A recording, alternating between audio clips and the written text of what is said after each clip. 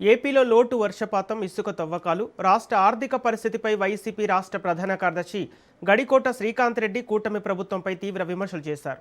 అమరావతిలో మీడియాతో మాట్లాడిన ఆయన రాష్ట్ర వ్యాప్తంగా వర్షాభావ పరిస్థితులతో ప్రజలు సాగు, తాగునీటి ఇబ్బందులు ఎదుర్కొంటుంటే కూటమి నేతలు సహజ వనరుల దోపిడీలో నిమగ్నమయ్యారని ఆరోపించారు.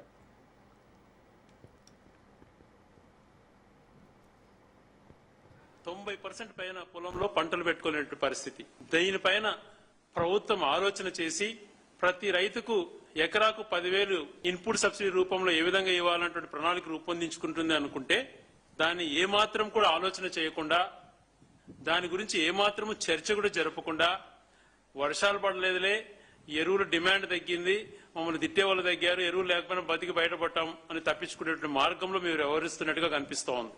ఎప్పుడు నెలకొనేటువంటి పరిస్థితులు నెలకొన్నాయి. గ్రామీణ ప్రాంతాలలో వర్షాలు లేక త్రాగునీటికి కూడా ఇబ్బందులు వచ్చే పరిస్థితులు. ఇవన్నిటి పరిస్థితులు ఇలా ఉంటే వీళ్ళ తెలుగుదేశం నాయకులు, అధికార పార్టీ నాయకులు, కూటమి నాయకులు చేస్తున్న పని ఏంటంటే ఏదైనా పోనీ ప్రజలు ఎన్ని ఇబ్బందులన్నా పడని, మాకు సహజ వనరులు దోచుకోవడమే మా బాధ్యత, సహజ వనరులు లూటీ చేయడమే మా యొక్క విధి విధానాలు, మా సంపద మేము మా ఓన్ సొంతంగా సంపద సృష్టించుకోవడమే మా నాయకుడు చెప్పినటువంటి మాట కాబట్టి మేము దానిపైనే ఉంటామని చెప్పి వివరిస్తున్నారు.